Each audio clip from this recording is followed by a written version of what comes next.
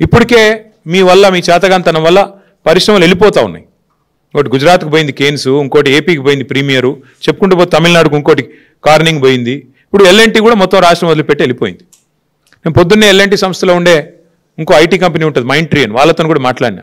వాళ్ళు కూడా చెప్తున్నారు ఇక మా వాళ్ళకి ఇక్కడ నచ్చలేదు సార్, ఎందుకంటే సతాయిస్తున్నారు, వాళ్ళు కూడా ఆలోచన చేస్తున్నారు, ఎక్స్పాన్షన్ ఇక్కడ చేయొద్దు, వేరే కాడ చేసుకోవాలని నిర్ణయం తీసుకున్నారు అని మాట్లాడుతున్నారు. అంటే ఇంత అన్యాయంగా వ్యవహారం చేసి ఒక ఇట్లుంటుంది.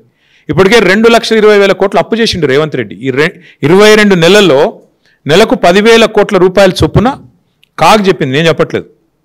2,20,000 కోట్ల అప్పు చేసిండు. ఇవాళ మరొక 15,000 కోట్ల అప్పు. దీనివల్ల ఎవరి కోసం, దేనికోసం ఈ అప్పు ఎవరు కడతారు?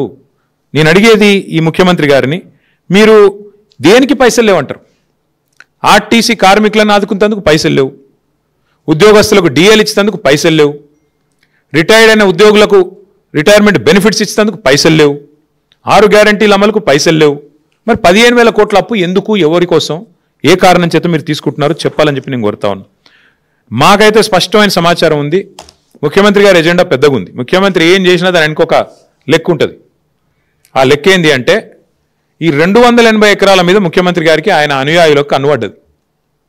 ఈ 280 ఎకరాలు ఏదైతే ప్రభుత్వం మెట్రోకి ఇచ్చిందో వాటిని వాపసు తీసుకోవడం వల్ల ఏమైందంటే ఆ ల్యాండ్స్ అన్నీ అయితే అమ్ముకోవచ్చు, వాళ్ళ ఫ్రెండ్స్కి, ఫ్యామిలీకి, ఫ్రెండ్స్ అండ్ ఫ్యామిలీ బెనిఫిట్ స్కీమ్లో ఇష్టం వచ్చినట్టు అడ్డికి పావుషేర్ అమ్ముకోవచ్చు, లేదా ఇంకెవరికైనా వాళ్ళకు దగ్గరగా ఉండే కొన్ని సంస్థలకు, ఇక మీకు తెలుసు వాళ్ళు ఎవరో, నేను చెప్పని పేర్లు చెప్తే వల్ల మీరు కొంతమంది లైవ్లు ఇవ్వలేరు, మీ బాధ నాకు తెలుసు, కాబట్టి వాళ్ళకు అమ్ముకోవచ్చు.